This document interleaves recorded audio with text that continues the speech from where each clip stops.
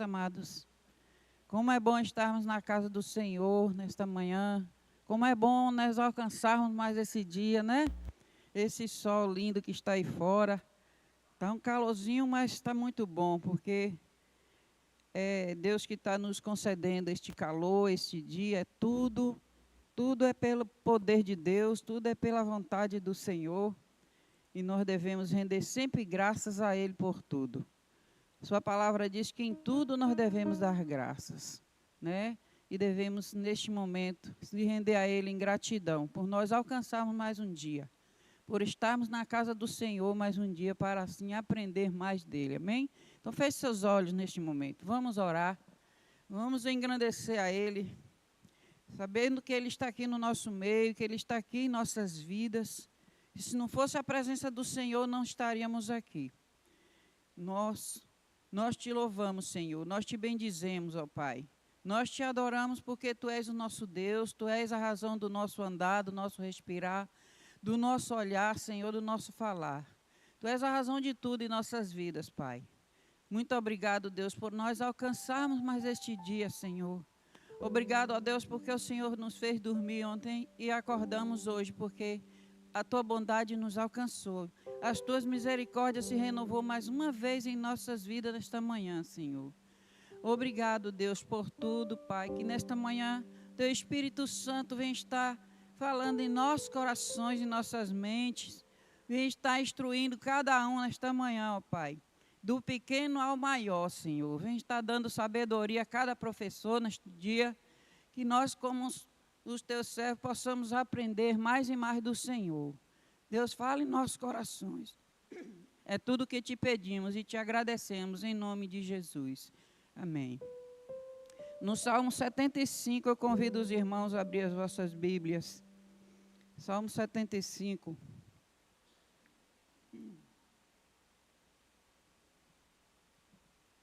Onde diz que Deus é juiz, e Ele é o nosso juiz, e Jesus é o nosso advogado. Glória a Deus. Santo, santo é o Teu nome, ó Pai. Vamos colocar de pés, amado, neste momento. Aleluias. Louvado seja Deus. Onde o salmista rende-se graça ao Senhor neste momento, na sua palavra, e nós também devemos render graças a Ele. Ele diz: graças te rendemos, ó Deus, graças te rendemos, e invocamos o Teu nome, e declaramos as Tuas maravilhas. Nós rendemos graças ao Senhor neste momento, e rendemos sempre graças ao Senhor, e declarando que só Ele é o nosso Deus, que só Ele é a nossa salvação, que só Ele é o nosso Deus Todo-Poderoso. E assim nós devemos cada dia adorar o Senhor. Renda a Ele em adoração neste momento, porque Ele está aqui no nosso meio. Ele está aqui nesta manhã, neste momento. Glória a Deus. Em adoração, eu me rendo a Ti. Tu és como um rios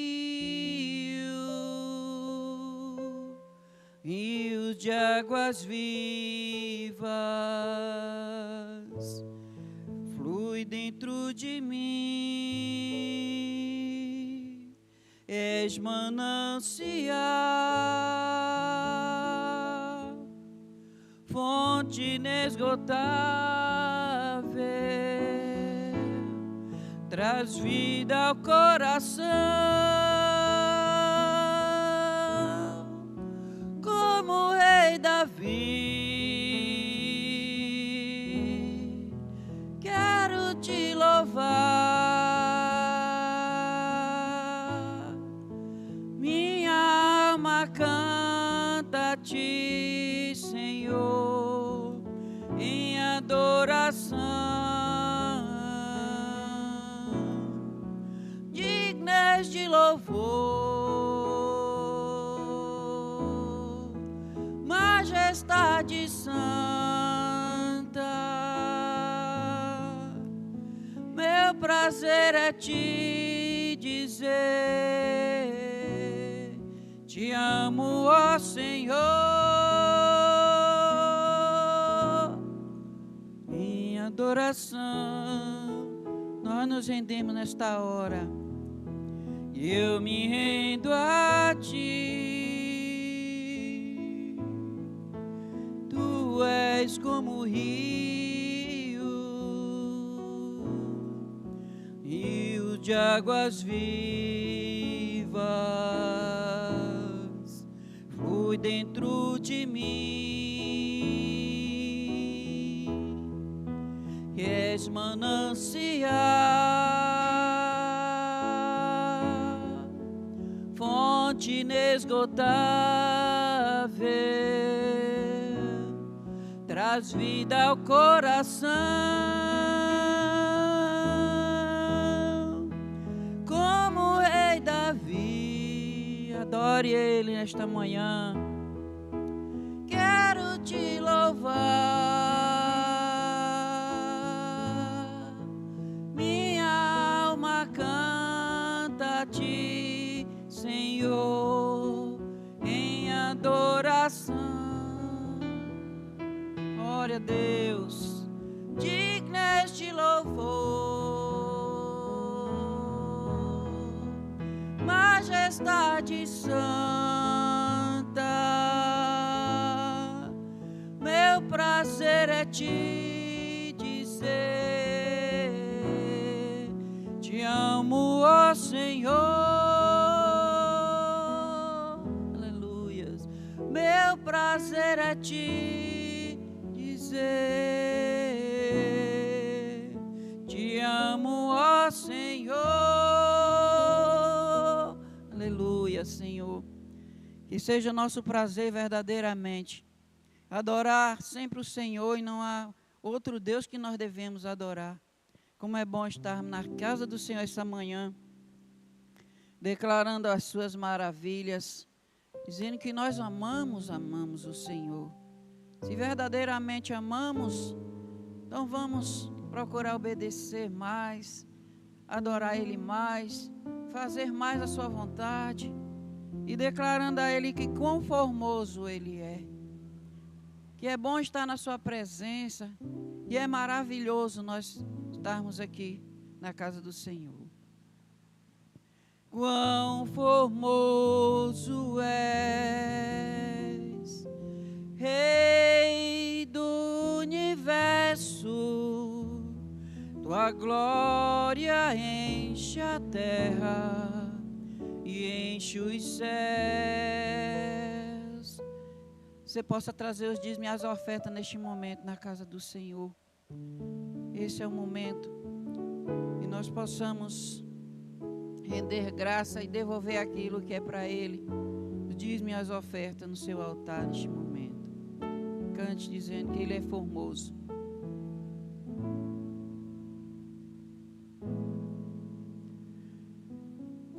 Quão formoso és, Rei do universo. Adore o Senhor. Enche os céus, tua glória enche a terra, tua glória enche os céus, tua glória enche minha vida, Senhor. Quão formoso és, Rei do universo, sua glória enche a terra e enche os céus. Sua glória enche a terra, sua glória enche a terra, sua glória enche os céus, sua glória enche minha vida, Senhor. Maravilhoso és estar em tua presença. maravilhoso és, poder te adorar. Maravilhoso és, tocar em tuas vestes. Maravilhoso és, te contemplar, Senhor. Maravilhoso és, estar em tua presença. Aleluias. Maravilhoso és, poder te adorar. Maravilhoso és, tocar em tuas vestes. Maravilhoso és, te contemplar, Senhor. Maravilhoso és, te contemplar, Senhor. Deus, como é maravilhoso contemplar a tua grandeza, contemplar a tua glória, Senhor. Como é bom sentir a tua presença, ó Pai, e como é bom saber que o Senhor está aqui em nosso meio, Pai. Deus, nós te agradecemos mais uma vez por mais esse culto, por mais essa escola bíblica nesta manhã, Pai, que tu possas estar falando no coração de cada servo teu aqui, Pai. Muito obrigado, Jesus, por tudo. Hoje e sempre nós te adoramos em nome de Jesus. Amém.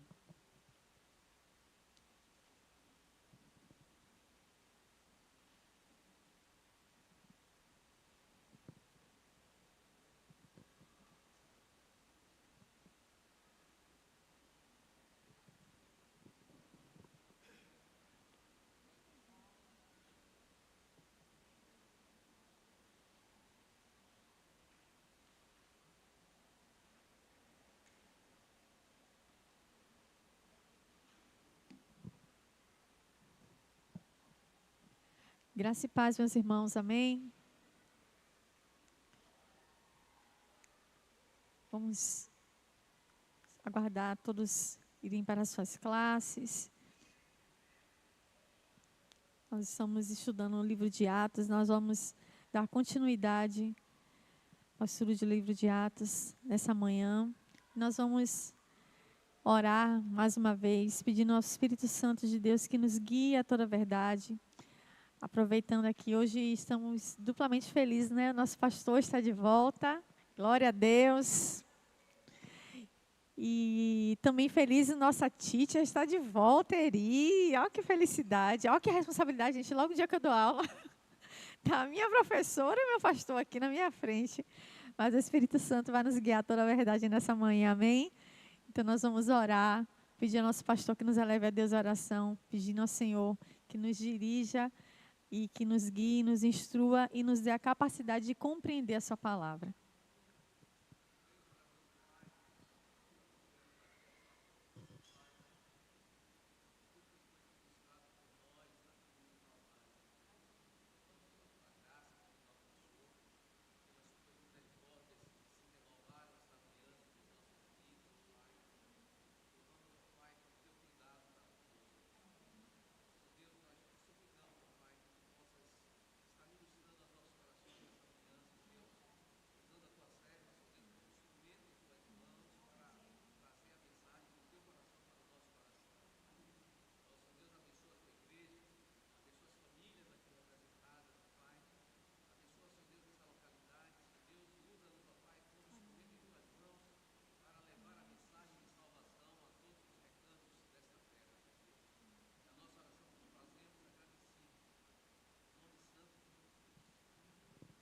Amém. Estamos nesse período estudando o livro de Atos dos Apóstolos e Deus tem falado muito aos nossos corações, ao coração da sua igreja. E na semana passada nós começamos o capítulo 4, então deixe a sua Bíblia aberta no livro de Atos, capítulo 4. Quem está com as suas anotações, nós vamos continuar falando um pouco sobre as marcas de uma igreja cheia do Espírito Santo. Nós vamos concluir aquela parte que nós começamos na aula passada. E eu vou só lembrar o que nós falamos na aula passada, alguns pontos que nós falamos na aula passada. Então, quem não estava aqui, pode já pegar sua anotação aí para poder fazer e colocar em dias aí a sua anotação no seu bloco de notas, no seu caderninho. Tá certo? Nós lembramos na aula passada quais são as marcas de uma igreja cheia do Espírito Santo, baseado no que nós temos estudado na Palavra de Deus, no livro de Atos. E nós vimos, baseado no que nós estudamos em Atos 2, 5 pontos de uma igreja cheia do Espírito Santo. Nós lembramos que uma igreja cheia do Espírito Santo, ela é comprometida com a fidelidade da palavra, ela é perseverante na oração, tem profunda comunhão, adora com entusiasmo e teme a Deus e experimenta os seus milagres. E nós vimos, então, na aula passada, que uma igreja cheia do Espírito Santo tem tudo isso, mas também enfrenta perseguição. E pensando nisso, nós vimos como essa igreja primitiva enfrentou essa perseguição, passou por tudo isso. E nós percebemos lá no livro de Atos que um grupo específico de pessoas começou a perseguir a igreja. Nós vimos aí esse grupo chamado Saduceus, que iniciou essa perseguição da igreja, né? E junto com os sacerdotes, os religiosos da época, eles se reuniram, né? E eram formados por um grupo de autoridades chamado Sinédrio Judaico, formado por cerca de 70 pessoas, e se reuniram para acusar Pedro e João para tentar calar e intimidar a igreja do Senhor. Mas a gente viu que nada do que eles fizeram, mesmo prendendo Pedro e João, nada disso foi capaz de deter os passos daquela igreja cheia do poder e do Espírito Santo do Senhor. Nós vimos também como Pedro responde com ousadia a todas as perguntas que lhe era feita. E a gente viu que Pedro, ao responder aquelas indagações, né, aqueles homens ficaram perplexos, né, porque aquele homem considerado apenas um pescador iletrado, que não tinha passado por escolas rabínicas, ele tinha algo que aqueles homens não tinham, o poder do Espírito. E nós vimos um ponto muito fundamental na vida de Pedro e João, que era nítido para aqueles homens do Sinédrio. Eles percebiam na fala daqueles homens que aqueles homens haviam andado com Jesus. E nós saímos com essa reflexão: será que as pessoas ao nosso redor, com as quais nós nos relacionamos, percebem nas nossas falas, nas nossas atitudes, que nós andamos com Jesus? Que nós nos relacionamos com Jesus? Essa foi a nossa reflexão também da semana passada. E nós vimos que tudo que aconteceu naquela situação da cura daquele coxo era inquestionável. Aquele sinédrio não tinha como manter Pedro e João ali presos e eles foram soltos. E Pedro e João, em uma das suas respostas, traz outra reflexão também que nós fizemos, que deve ser uma escolha diária, que é obedecer a Deus acima dos homens. Lembra dessa reflexão que nós fizemos? Que nós precisamos obedecer a Deus acima dos homens. Foi outra reflexão que nós fizemos. Nós vimos também que uma igreja cheia do Espírito Santo triunfa diante das adversidades. E aí, baseado nesse ponto, nós vimos que nós observamos que as atitudes de Pedro e João diante da perseguição, também ela refletiu diante da igreja para vencer aquelas dificuldades.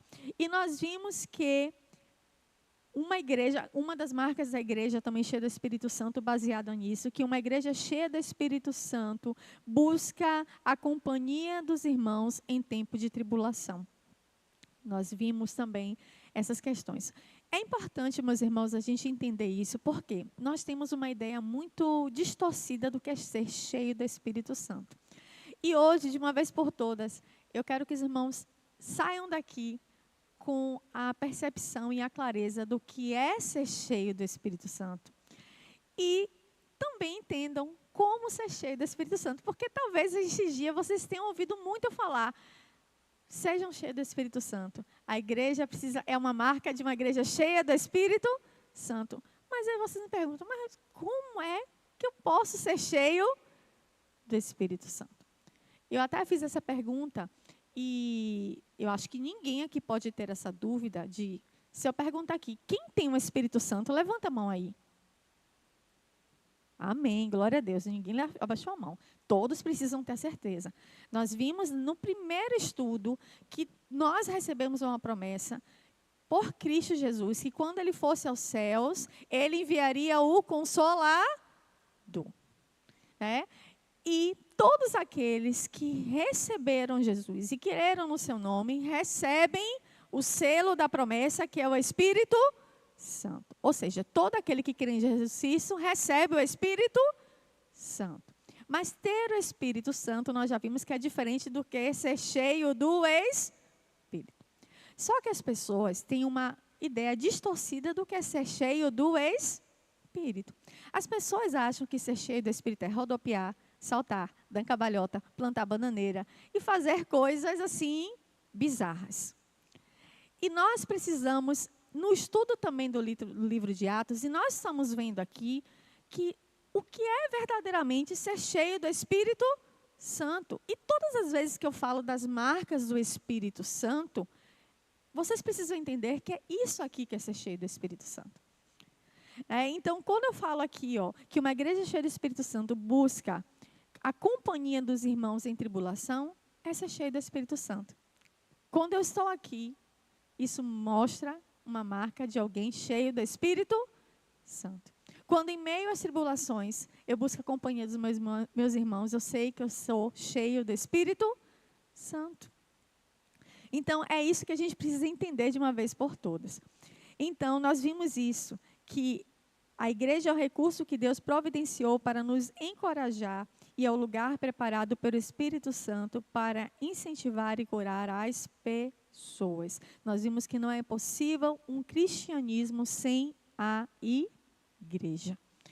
Nós vimos também que uma igreja cheia do Espírito Santo busca o Senhor poderoso em oração. Foi aí que a gente parou na semana passada.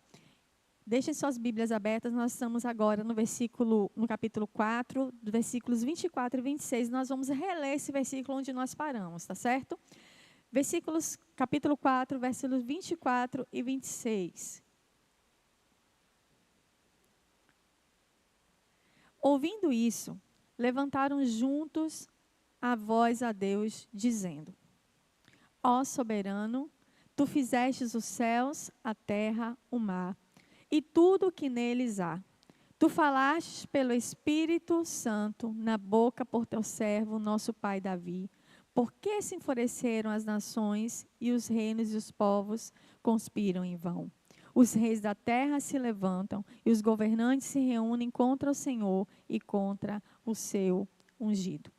E aí, na aula passada, nós vimos que a primeira perseguição da igreja foi seguida por uma reunião de oração.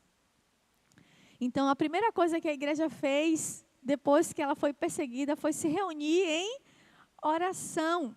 Então, o melhor lugar para enfrentar qualquer tipo de perseguição é junto com os nossos irmãos em oração. Só que aí o que nós vamos ver hoje é como essa igreja orou. Como essa igreja se comportou em oração. E o primeiro ponto está nesse versículo 24. O versículo 24 eu vou ler de novo. Eles, ouvindo isso, levantaram juntos a voz, dizendo... Ouvindo o quê? Vou só lembrar o que está no versículo 23. Quando foram soltos, Pedro e João voltaram para os seus companheiros e contaram tudo que os chefes e sacerdotes, os líderes religiosos lhes tinham dito. Ou seja, os irmãos, eles não estavam com Pedro e João. Eles não ouviram as ameaças, eles não ouviram que eles foram ameaçados de não pregar mais o nome de Jesus, que eles foram ameaçados de mortes. Nada disso eles ouviram. E aí Pedro e João trouxeram um relatório. Olha, olha só o que aconteceu conosco. Nós estávamos presos. Eles nos ameaçaram de morte. Disseram para não falarmos mais no nome de Jesus. Esse foi o relatório que Pedro e João trouxeram para aqueles irmãos. Eles poderiam ter a seguinte atitude: nossa, foi mesmo, então vamos nos precaver.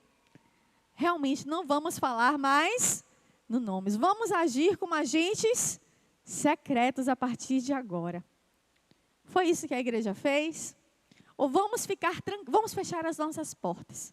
Vamos nos reunir somente na casa dos irmãos? Foi isso que a igreja fez? Eles se acovardaram? Não. Eles oraram. E aí no versículo 24, eles oraram assim, ouvindo essa notícia, que não era uma boa notícia. Eles não chegaram, olha, eles estão nos amando. Como eu falei a você, se fosse em tempo de rede social, eles estão dando like, os comentários são, estão nos amando lá no Instagram, no Twitter, só estão falando coisas boas. Não, não era isso. Estão lá curtindo e compartilhando os nossos vídeos, não foi desse jeito. Nossas lives do YouTube estão sendo, tendo milhões de visualizações, não era dessa forma. Né? Então, eram mais notícias. Ouvindo isso, o que eles fizeram? Levantaram juntos. Olha só o que aconteceu. Eles estavam juntos. Não havia discussão, dissensão. Não, eles estavam juntos. Eles levantaram juntos. Alexandre, veja com o Carlos Sérgio para mim a bateria do microfone de ele que vai descarregar. Eles levantaram juntos a sua voz a Deus. E eles disseram o seguinte na sua primeira frase: ó soberano, tu fizestes o céu, a terra e o mar, e tudo o que neles há. Então, a primeira frase da sua oração é a Deus. A igreja, ela dirige-se a Deus como Deus soberano. Mesmo diante daquele sinédrio, que estava enfurecido, que dizia que era a autoridade diante dos homens, que dizia ter poder para prender, que dizia ter poder para matar, que inclusive tinha julgado e mandado matar Jesus. Mesmo diante de tudo aquilo, eles estavam dizendo que a autoridade de Deus estava acima de todos e de tudo.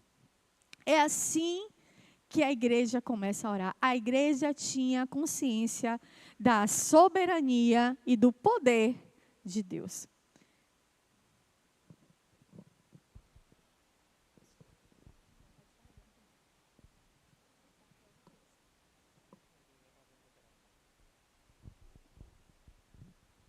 E aí a minha pergunta é: será que nós temos a mesma consciência diante das adversidades? Será que nós temos a consciência que Deus é soberano, que Deus está no controle, ou nós é que somos controlados pelas situações? Nós é que somos controlados pelo medo.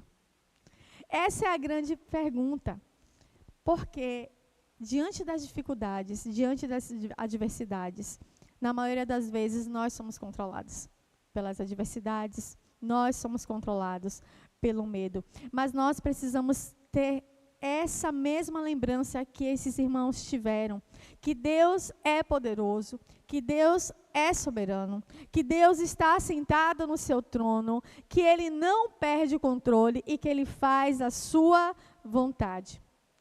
Diante do medo, nós precisamos meditar na soberania, na majestade de Deus. Ele é o Senhor do universo. Nós, como igreja, precisamos meditar na grandeza de Deus. A canção de Ademar de Campos que nós cantamos diz: Ele é o Senhor, sua verdade vai sempre reinar. Nós precisamos lembrar que Deus governa sobre tudo e sobre todos. Ele é o Criador dos céus e da terra. Nós precisamos acordar e contemplar o seu poder. Eu estou lendo o livro de Jó, na minha leitura anual da Bíblia, e no capítulo 19, diante de toda aquela diversidade que Jó passa, diante da acusação dos seus amigos. Os amigos de Jó fazem acusações terríveis. Que ele era ímpio, perverso, mau, pecador. E a gente sabe que quando no capítulo 1 Deus olha para Jó e diz, olha, na terra não há homem como o meu servo Jó. E diante daquele tudo abandonado pela sua mulher, sem os seus filhos, sem a sua saúde, ele é tocado em todas as áreas da sua vida. Ele questiona Deus, ele eleva sua voz em amargura, mas no fim de tudo ele diz, eu sei que o meu Redentor vive, e por certo se levantará sobre a terra. Ainda que a minha carne morra e meus ossos, eu verei com os meus olhos o meu Deus. Será que nós temos essa visão de Jó? Será que ainda nós temos? E ainda no versículo 23, meus irmãos, depois de uma acusação também terrível de Elifaz, ele ainda vira assim no versículo 11 e diz assim, meus pés seguiram de perto as suas pegadas, mantive no meu caminho sem desviar-me, não me afastei dos meus mandamentos dos seus lábios, dei mais valor às palavras da sua boca do meu pão de cada dia, mas ele é ele. Quem poderá fazer-lhe oposição? Ele faz o que quer. Aquietai-vos e sabei que eu sou Deus. Serei exaltado entre as nações, serei exaltado sobre a terra. Era essa a visão que aquele povo de Deus tinha. Será que nós temos perdido essa visão de Deus? Ele é o Senhor. Nós às vezes esquecemos que Deus é Deus.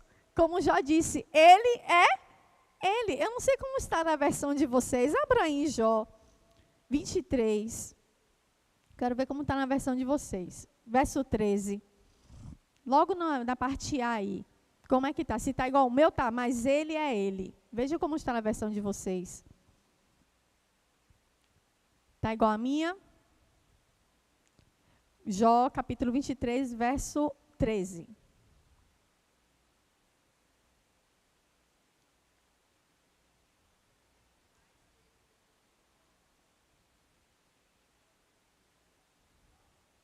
Isso, 23, verso 13.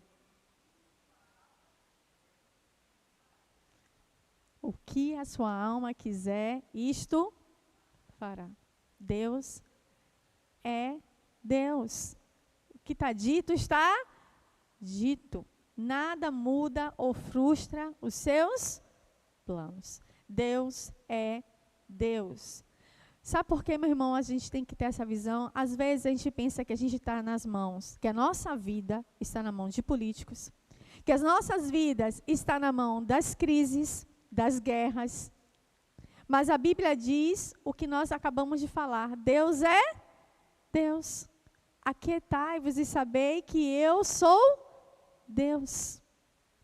É isso que nós precisamos crer. É nisso que nós precisamos pensar. Deus é Deus. Em meio às crises, em meio às dificuldades, em meio às lutas, Deus continua sendo Deus. A questão é que nossa visão ela é muito limitada. Nós só reconhecemos Deus quando tudo está bem. Mas Deus é o Deus que é o mesmo quando tudo está bem e quando tudo vai mal. Ele continua sendo o mesmo Deus, todo-poderoso, todo soberano. Eles não tinham aqui em Atos boas notícias. Talvez eles pensassem, olha, daqui agora vai ser para pior. Nós sabemos que nós vamos continuar enfrentando lutas, mas o soberano Senhor fez o céu, a terra e o mar e tudo que neles há. Esse mesmo Deus, é nele em que nós confiamos, é nesse Deus que nós entregamos as nossas vidas. É a esse Deus, é na mão dele que estão as nossas vidas. É isso que nós precisamos lembrar. E aí, outra forma que eles olharam, no versículo 25 e 26. Tu falastes pelo Espírito Santo por boca do teu servo, nosso pai Davi. Por que se enfurece as nações? E os povos conspiram em vão. Os reis da terra se levantam, os governantes se reúnem contra o Senhor e contra o seu ungido. Eles, segundo ponto aí dessa oração. O primeiro, quem quiser anotar, quem gosta de anotar, eles trouxeram à mente a soberania do Senhor. Então, é uma forma que vocês precisam orar. Trazer à mente a soberania do Senhor. O segundo ponto é, eles oraram fundamentados na palavra. Sabe que texto é esse aqui que eles oraram? Salmo 2. Então, eles pegaram a palavra e oraram fundamentados na palavra de Deus.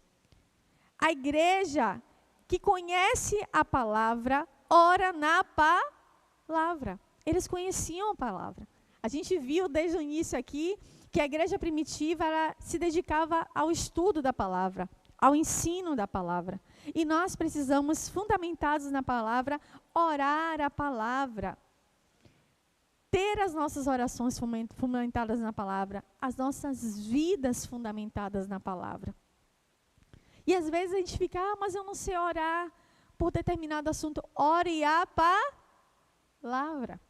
Eu costumo fazer isso, orar a palavra. Aprendi a fazer isso, orar a palavra.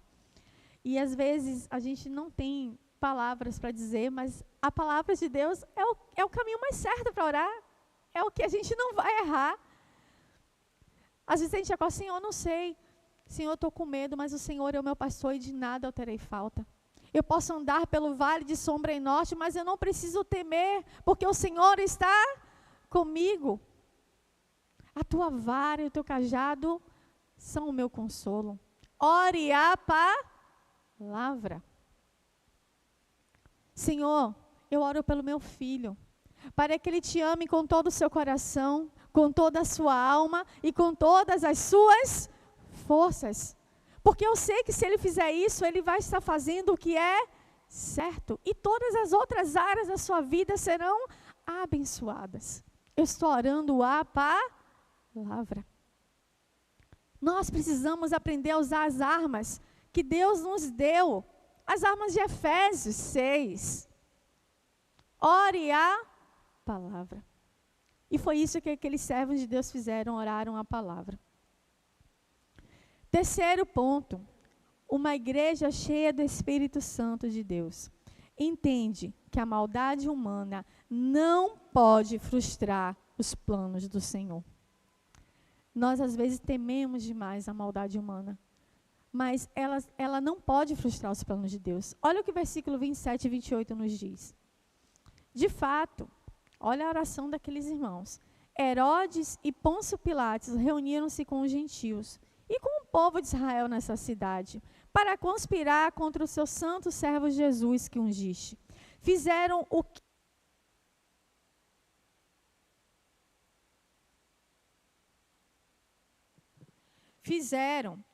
que o teu poder e a tua vontade haviam decidido que de antemão acontecesse. Mesmo que Herodes, Pilatos, saduceus, sacerdotes, religiosos, fizessem planos para matar Jesus. Nada disso frustrou os planos de Deus.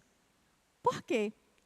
Jesus mesmo disse, olha, ninguém tira a minha vida, eu mesmo a dou. Era plano de Deus. A maldade daqueles homens não frustrou os planos de Deus. Deus amou o mundo de tal maneira que deu seu Filho unigênito. Ele mesmo deu. Não foi a maldade daqueles homens. É claro que os planos de Deus não anulam a responsabilidade do homem. Mas a maldade daqueles homens não frustram os planos de Deus. E aquela igreja era cheia do Espírito Santo e consciente do poder de Deus. E é isso que nós precisamos entender. No versículo 29, o que diz aqui o texto?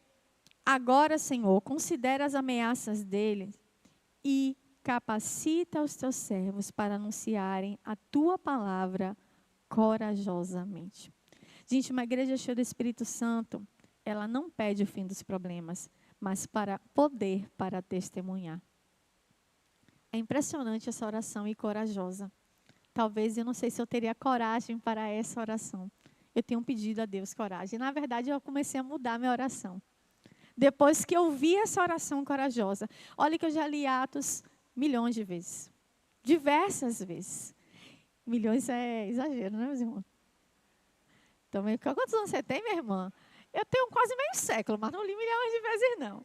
Mas já li muitas vezes o livro de Atos.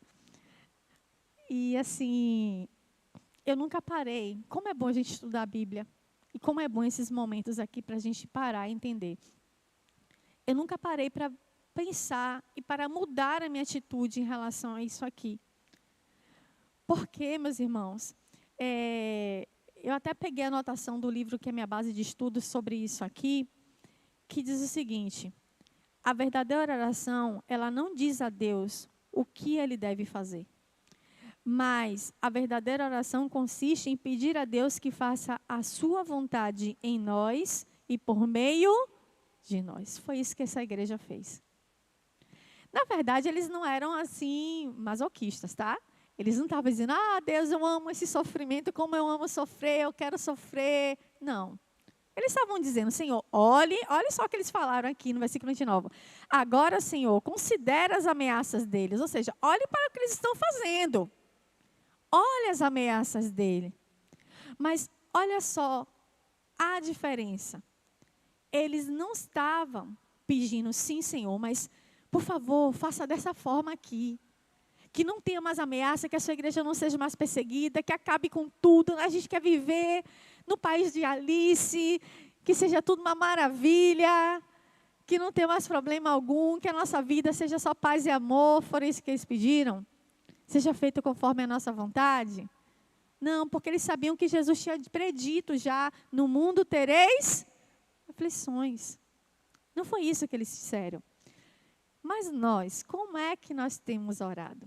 Geralmente nós oramos o contrário. Seja feita a minha vontade.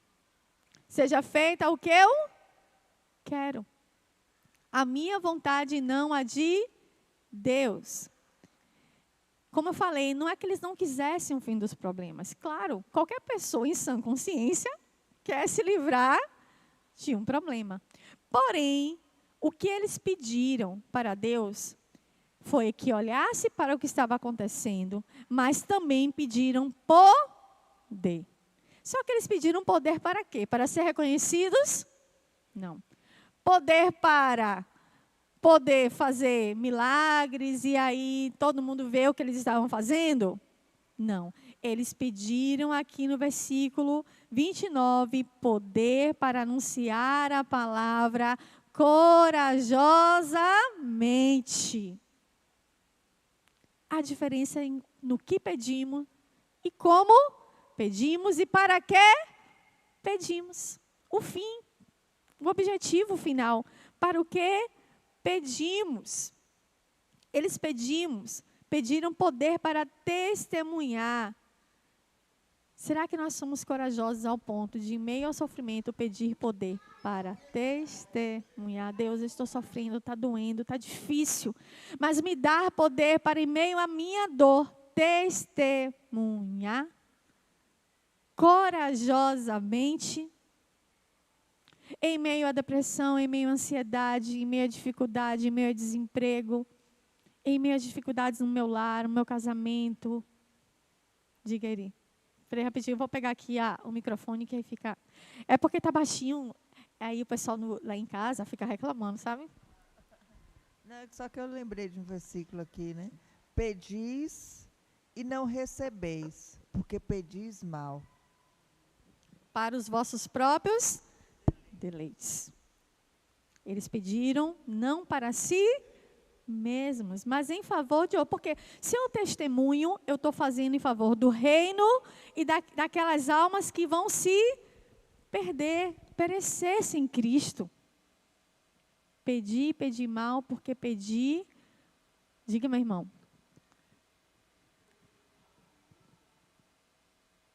Uma questão que nós não sabemos orar, vamos pegar uma visão prática e rápida.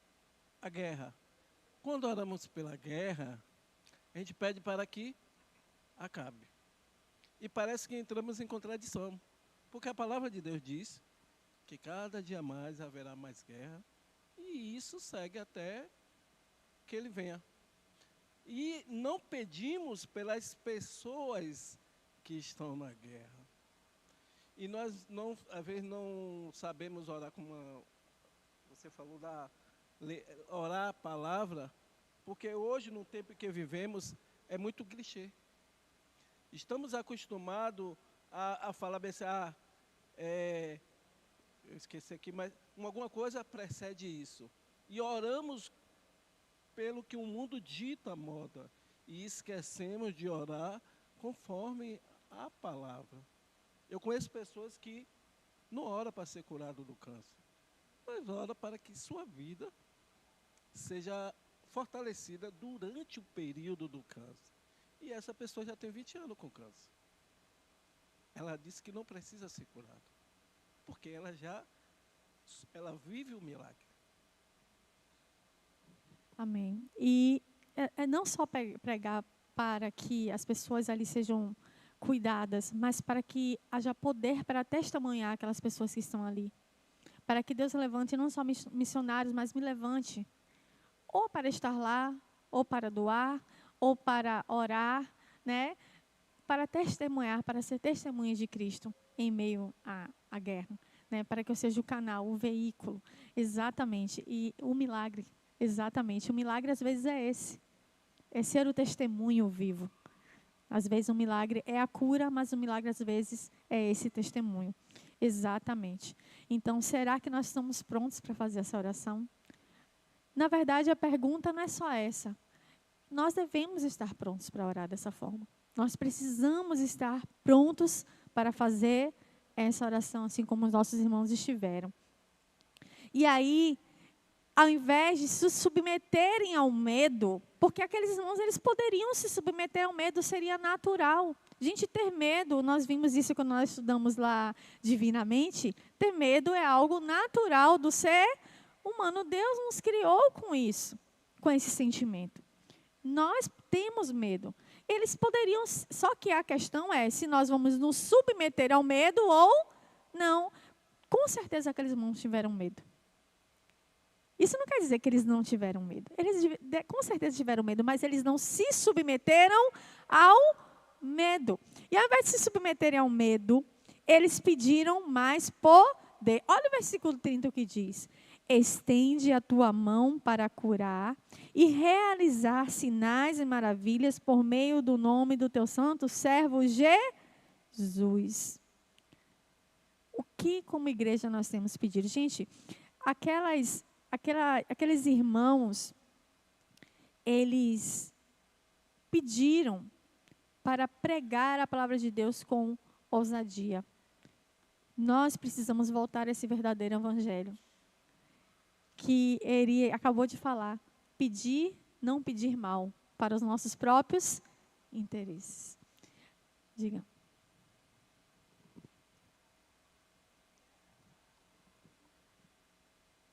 Também tem essa parte também, que às vezes a gente não recebemos o dom de fazer através de Deus, usando a gente, porque nós somos muito egoístas, nós dizemos que nós fizemos. E até quando vamos falar de um testemunho, nós, em vez de falar que foi Jesus que usou, a gente fala, cheguei em tal lugar, eu fiz, eu curei, eu fiz.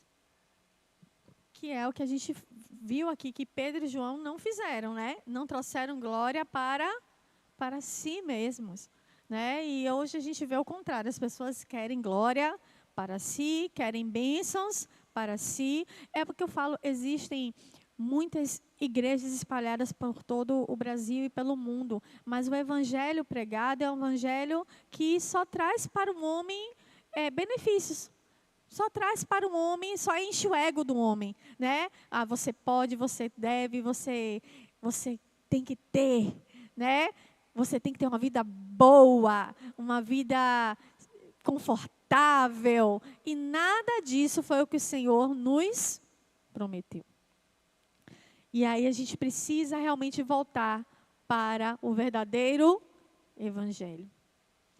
Uma igreja cheia do Espírito tem expectativa na ação milagrosa de Deus em seu meio. Foi o que a gente viu aqui no versículo 30.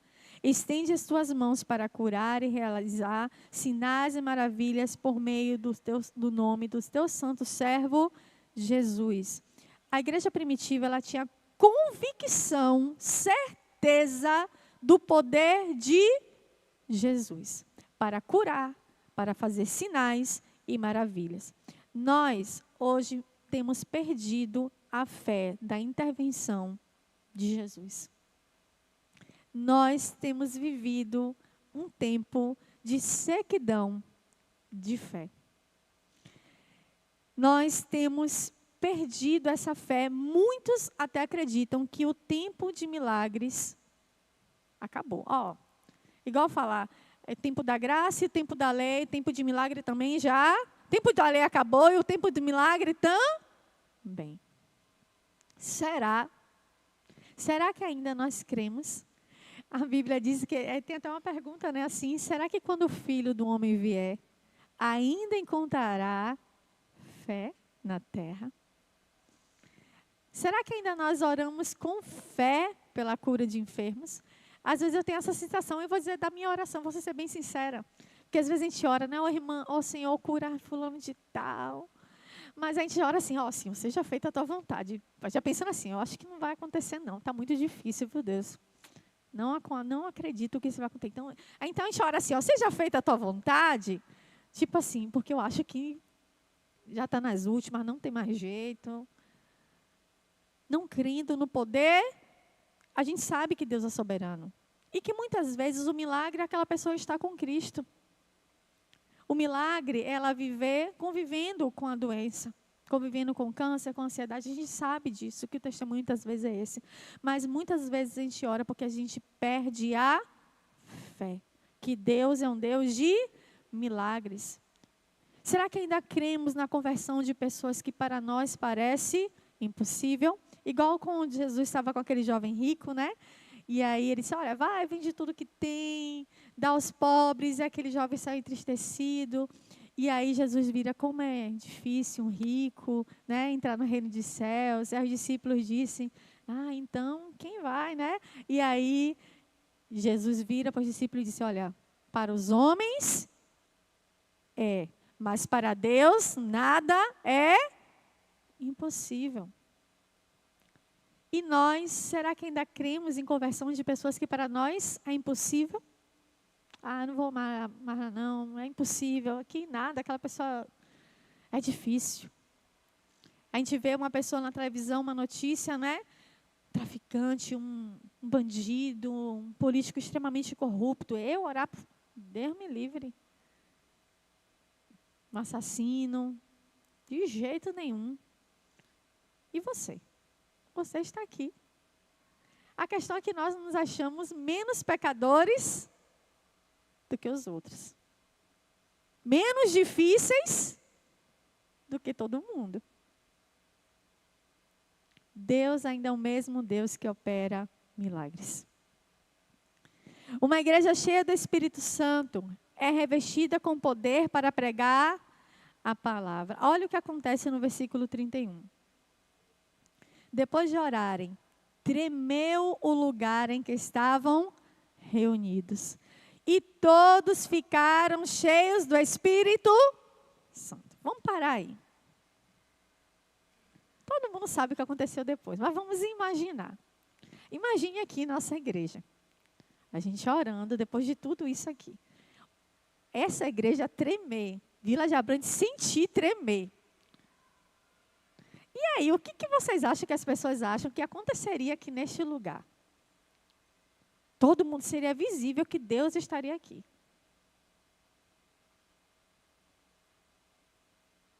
Todo mundo achar que aconteceu o quê? Todo mundo ia correr aqui para ver o quê? Todo mundo falando em línguas, botando a mão, expulsando demônios, curando, todo mundo saindo aqui curado, vindo com a cestinha e multiplicando os pães e saindo todo mundo com comida. Todo mundo ia querer ver coisas.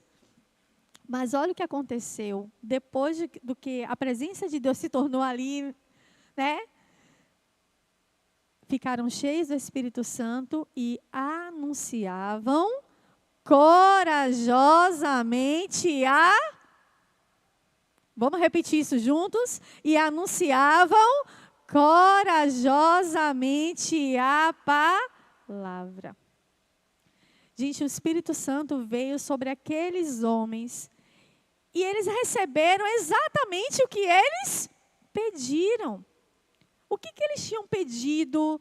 Lá no versículo 29, capacita os teus servos para anunciar a tua palavra corajosamente. Vocês pedem e não recebem, porque vocês pedem mal. Vocês pedem e não recebem, porque vocês pedem mal. Quando a gente vê lá Jesus contando a parábola, né, do filho, do peixe, olha, se Deus quer um pai, né, se um homem quer mal, dá ao seu filho coisas boas, né? Quando ele pede, quem dirá Deus quando nós pedirmos? E aí só que a gente só vai até essa parte. Quando pedirdes o Espírito Santo. Pedir, não recebe, porque você pede mal. Buscar primeiro o reino de Deus, a sua justiça, e as outras coisas vos serão, porque você precisa, suas necessidades básicas serão acrescentadas. Mas busque primeiro o reino de Deus. Eles pediram poder para anunciar a palavra corajosamente. Eles foram cheios do Espírito Santo. Aquele lugar tremeu e Deus cumpriu o que eles pediram. A sua oração foi respondida. Por que será que a sua oração não tem sido respondida? Talvez porque você tenha pedido, mas tenha pedido mal. E nós precisamos entender que eles pediram para falar com Azadia e foram respondidos. Gente, eu também peguei uma frase muito interessante, porque nós às vezes queremos fazer a obra do Senhor, mas queremos fazer por nossa força. E essa frase também foi uma frase que eu quis fazer questão de falar para os irmãos aqui. Não há evangelização eficaz sem o poder do Espírito Santo. Temos que depender do poder do Espírito Santo. Eu vou ali evangelizar, tenho toda a teologia, sei a palavra, sei de cor, a Bíblia de Gênesis a Apocalipse. Mas se eu não tiver o poder do Espírito Santo, se eu não estiver cheio do Espírito Santo, a palavra ela não vai ter efeito. Nenhuma alma se converterá. Se nós não formos dependentes do Espírito Santo, foi que a irmã Hora falou ali, se nós estivermos cheios de nós mesmos e quisermos crédito, porque ainda depois saímos contando, olha, eu preguei, 10 almas se converteram. 5 almas se converteram. Ainda saímos dando crédito a nós. A nós mesmos. É impossível fazer a obra de Deus sem o poder do Espírito Santo. E é isso que nós precisamos entender lendo Atos. Estudando Atos. Na verdade, é impossível viver se dizendo cristão sem ser cheio do Espírito Santo. Sem ser cheio do Espírito. E isso precisa ser uma busca diária. O Espírito Santo, como nós vimos na primeira aula, ele veio de uma vez por todas. Estamos selados. Ele não vem nos visitar. Não, visita. Essa história que o Espírito Santo ele vem visitar. Não, ele não vem nos visitar. Ele já está aqui. Ele já habita em mim. Mas ser cheio dele precisa ser algo que eu busque diariamente, todos os dias. E aí, para terminar aqui, como ser cheio do Espírito Santo? 32 maneiras para ser cheio do Espírito Santo. Brincadeira. Não é assim. Aí eu vou falar sobre Paulo. A gente vai saltar no tempo um pouquinho. Atos fala sobre a igreja de Éfeso e como essa igreja surgiu. Eu não vou falar agora. Mas a gente vai para Efésios 5, de 18 a 21, um texto muito conhecido. E aí, ao invés de vocês procurarem livros de como ser cheio do Espírito Santo, 72 maneiras, 32 passos de como ser cheio do Espírito Santo, em Efésios 5, de 18 a 21, nós vamos ver 5 coisas, apenas. 5 verbos que nos ajudam a entender de como ser cheios do Espírito Santo. Efésios 5, de 18 a 21. Quem pode ler em voz bem alta aí? Efésios 5, de 18 a 21.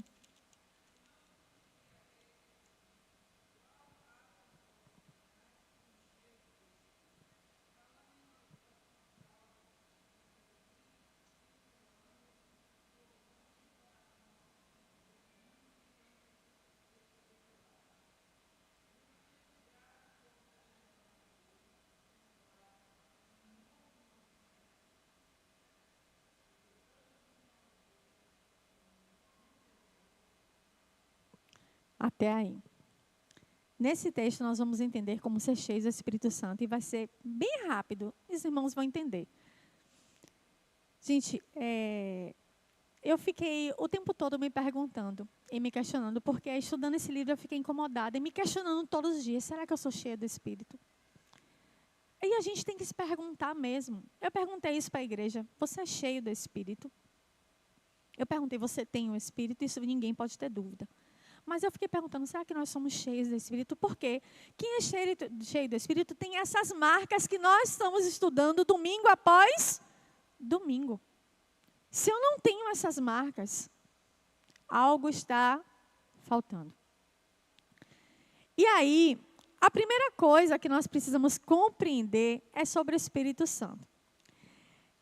Quando Paulo ele usa esse termo em cheios do Espírito, às vezes faz uma confusão, porque às vezes a gente acha que o Espírito Santo é um líquido, né? Que a gente vai pegar o Espírito, vai pegar aqui. E aí, muitos pregadores e muitas igrejas, a gente vê muita bizarrice por aí, né?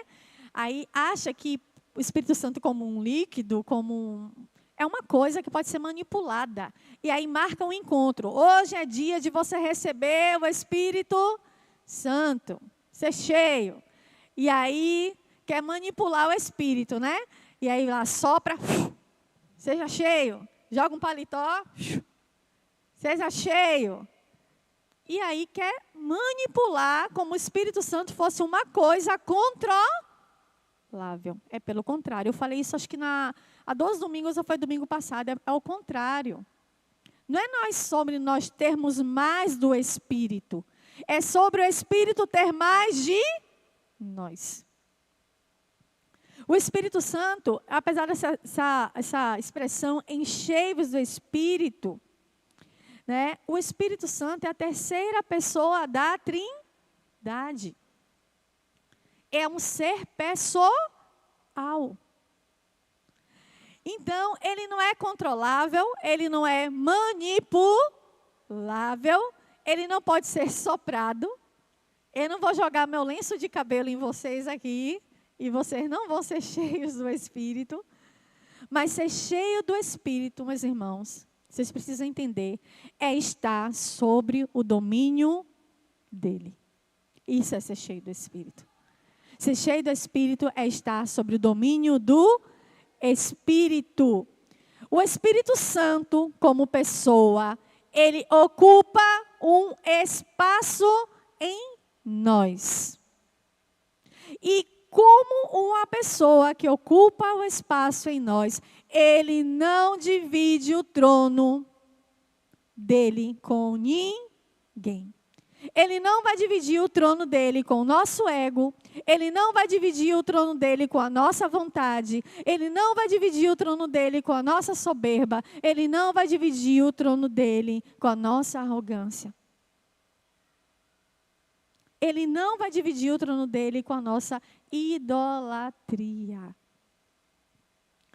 Para estar cheio dele, há um segredo: esvaziarmos de nós mesmos. Só assim nós vamos ser cheios do Espírito.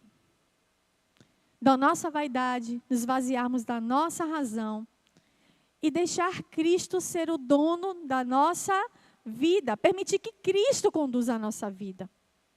Que Cristo faça as mudanças necessárias. Que Cristo seja Senhor realmente da nossa vida. Se eu não me engano, o pastor Jonathan já falou sobre isso aqui, Ramiro também. Às vezes nós queremos Cristo como nosso Salvador, mas nós não queremos Cristo como nosso Senhor. Só, Cristo, você me salvou, mas na minha vida mando eu. As minhas escolhas eu que faço. Assim você nunca vai ser cheio do Espírito. E aí, por que Paulo ele usa essa analogia, né? Do vinho, da embriaguez, quando ser cheio do Espírito Santo. Gente, eu convivi com uma pessoa dominada pelo álcool durante toda a minha vida. Eu não vou dizer toda a minha vida, porque quando eu morava no Rio de Janeiro, até os meus 6 anos de idade, o meu pai, eu nunca vi ele embriagado. Meu pai era alcoólatra. E até os 6 anos de idade, quando a gente morava no Rio, ele nunca tinha visto meu pai embriagado. Quando nós viemos morar na Bahia, meu pai começou a se entregar ao álcool. Aos poucos, ele começou a ser dominado. Não foi de uma vez, não. Quando ele trabalhava, ele não bebia, ele era motorista. E aí, todas as vezes que ele estava de folga, ele trabalhava de turno, ele ia para o bar. E eu presenciei várias vezes meu pai sobre o domínio do álcool. Eram 2 pessoas completamente diferentes. Quem conheceu meu pai aqui? Algumas pessoas. Eu acho que a maioria das pessoas que conheciam meu pai só conhecia meu pai bêbado. Quem conheceu meu pai aqui? Conheceu meu pai? Já viu meu pai são alguma vez? Mas eu conhecia as 2 versões. Porque até para a igreja, quando ele vinha, ele só tomava coragem de vir aqui quando ele estava embriagado.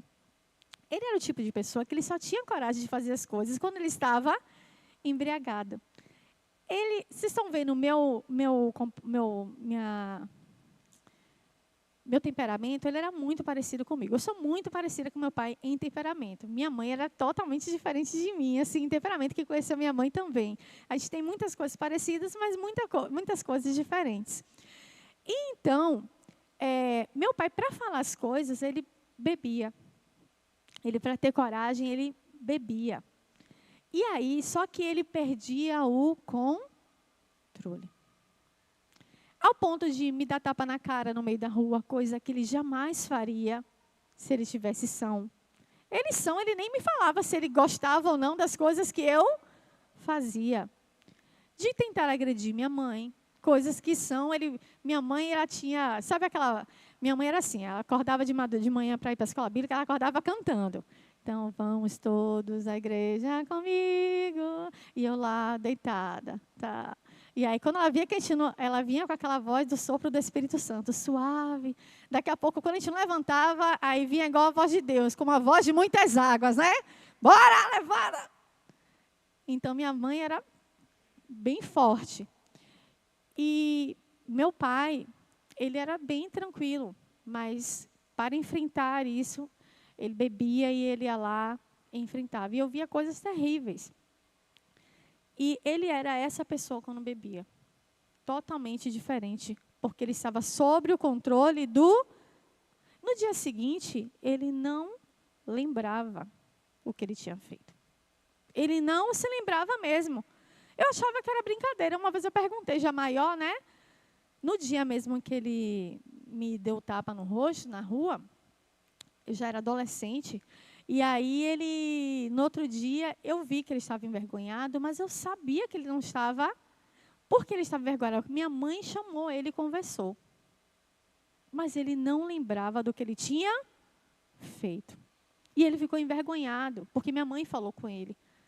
E eu sabia que não era um comportamento dele, ele nunca tinha levantado a mão para mim. Meu pai nem me chamava atenção, isso ficava a cargo da voz de muitas águas, da minha mãe. Né? Ele nem chamava atenção. Então, Paulo, ele usa essa questão da embriaguez exatamente para trazer isso. Porque alguém dominado com álcool, ele tem as suas escolhas, as suas palavras, os seus pensamentos, as suas ações influenciadas de tal forma pelo álcool que ela não tem mais o quê? O domínio. E na maioria das vezes ela nem lembra o que faz. Quanto mais bêbado, mais dominado. Quanto mais bêbado, menos lembrança do que fez ele vai ter. E aí, por que Paulo faz essa analogia? Lá no versículo, abra em Efésios 5. Efésios 5, 18. Irmã Maria já leu aí. Não vos embriagueis com vinhos que levam ao quê? A libertinagem. Outros colocam a dissolução. Confusão. Né? A contendas. Tudo que eu falei aqui que vocês viram que eu vivenciava na minha casa. E quem vivencia aí já sabe.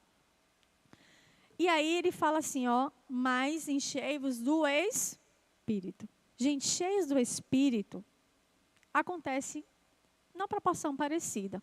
O que você pensa, o que você escolher, o que você fala, para onde você vai, tudo vai ficar debaixo da ação do Espírito. Só que tem uma diferença de quando você está alcoolizado. Quando você está bêbado, você não tem controle. E aí acontece o que eu falei, acidentes, brigas domésticas, até assassinatos, né? Coisas terríveis acontecem. Mas quando nós estamos cheios do Espírito, quanto mais cheios do Espírito, mais domínio próprio nós temos. Essa é a diferença de quem está cheio do Espírito para quem está embriagado. Quanto mais cheios do Espírito, mais uma vida de santidade nós produzimos. Essa é a diferença de quem está cheio do Espírito para quem está embriagado. E aí, vocês podem me perguntar, como ser cheio do Espírito, para finalizar? No versículo 18, verso A. Não se embriaguem com vinho. Você está dizendo, Luciana, que para ser cheio do Espírito não é para beber? Isso é muito óbvio, né? Então, primeiro, na verdade, o que eu estou dizendo é, o que Paulo quer dizer é, se despir do velho homem. Se livrem de tudo o que te afasta de Deus, do que entristece o Espírito Santo. Resolva o problema do vinho na sua vida. E aí a gente pode trocar vinho aí por qualquer outra coisa, que se torna um ídolo no nosso coração, um pecado de estimação. Né? A gente pode trocar aí por vaidade, porque aí vocês, irmãos, podem estar aí achando coisas mirabolantes. Eu vou falar coisas mirabolantes, mas eu vou falar coisas que a gente acha que não é pecado. Ira. A Bíblia diz, irai-vos, mas não pequeis. Tem pessoas que são extremamente iradas, grosseiras e acham isso bonito. Ah, sou assim mesmo. Sou Gabriela, eu nasci assim, cresci assim, vou morrer assim. Fala a verdade na cara.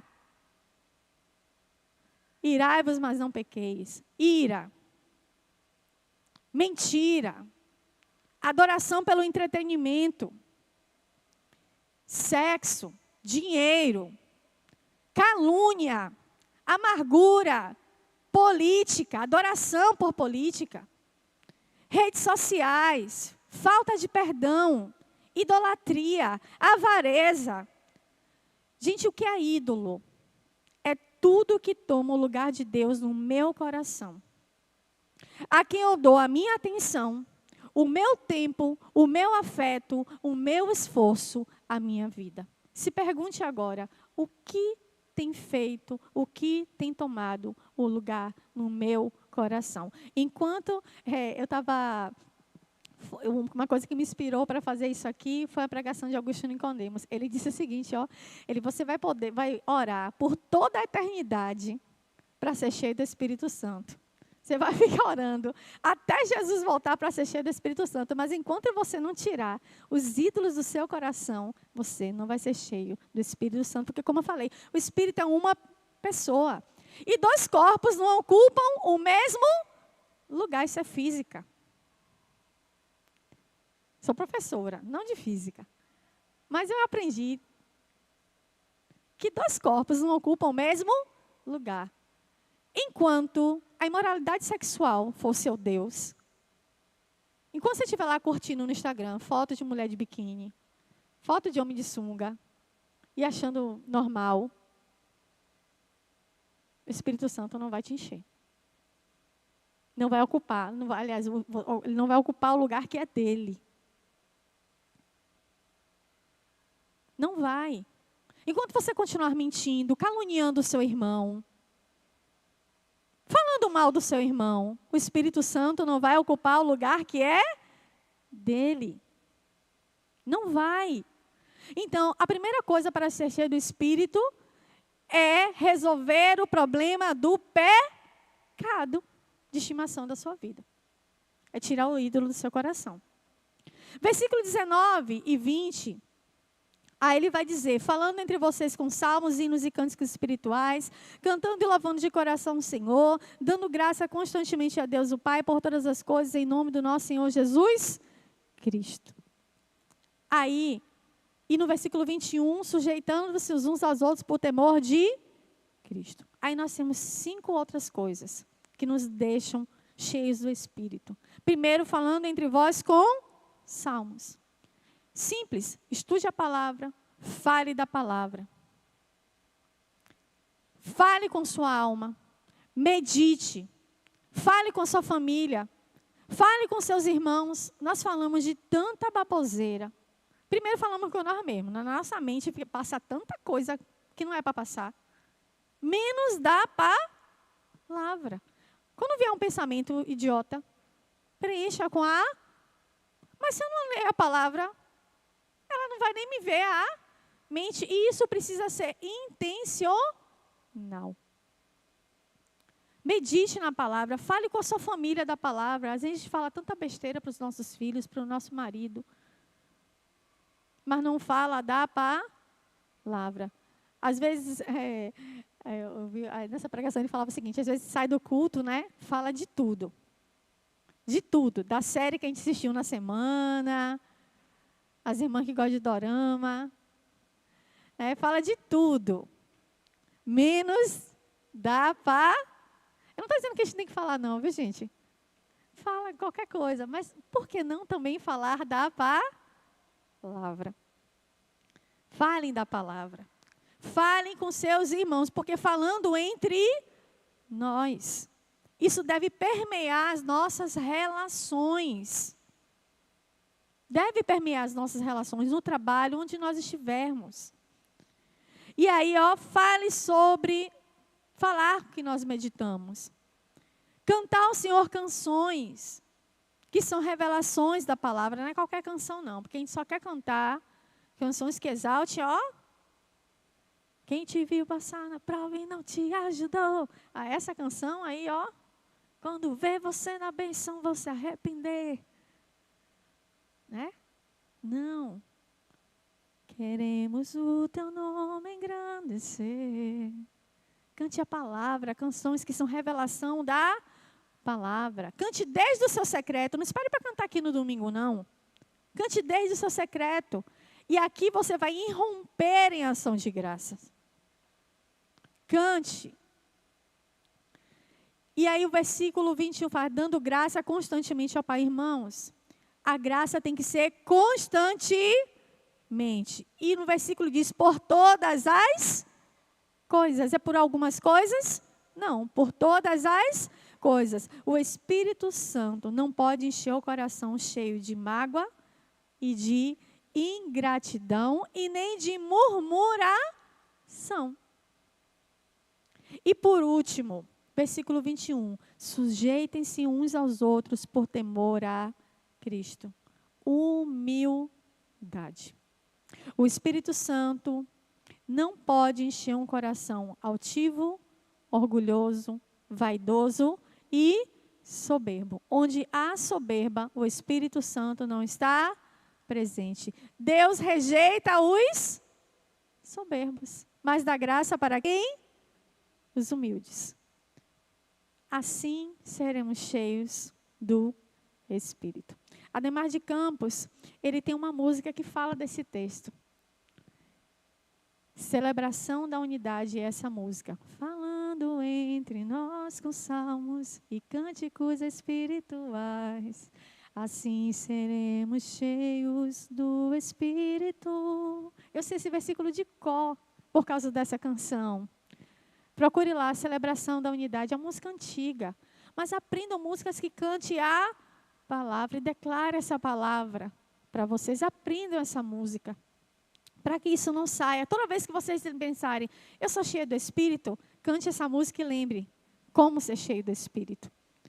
Sejamos cheios do Espírito. E aí, eu não vou falar hoje, mas leiam o restante dos versículos, de 22 até o capítulo 6, versículo em casa, até o versículo 9. Isso aqui é a produção de uma vida cheia do Espírito. Quando nós somos cheios do Espírito, nós vamos frutificar no seu lar, no nosso lar. Vamos ser essas mulheres aqui que a Bíblia fala. Vamos ser esse marido que ama a sua esposa. Vamos ser filhos obedientes. Vamos ser filhos, pais também que sabem tratar os seus filhos. Vamos ser patrões que sabem respeitar os seus empregados. Vamos ser empregados que sabem respeitar os seus patrões.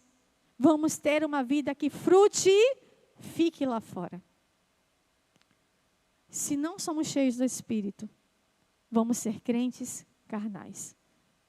Porque uma vida que não serve a Cristo é uma vida que serve ao mundo.